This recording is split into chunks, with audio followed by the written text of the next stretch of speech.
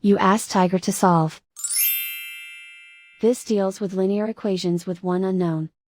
The final result is x equals -11/2. Let's solve it step by step.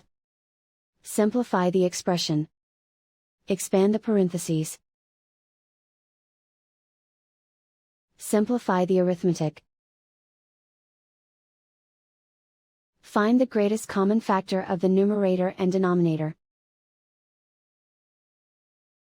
Factor out and cancel the greatest common factor. Expand the parentheses. Simplify the arithmetic. Group all x terms on the left side of the equation. Add 2x to both sides. Group like terms. Simplify the arithmetic. Group like terms.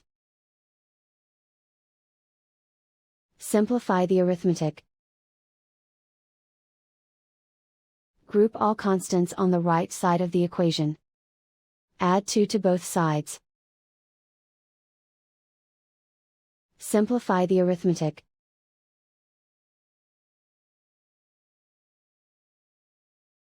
Isolate the x. Divide both sides by 8. Simplify the fraction. Find the greatest common factor of the numerator and denominator.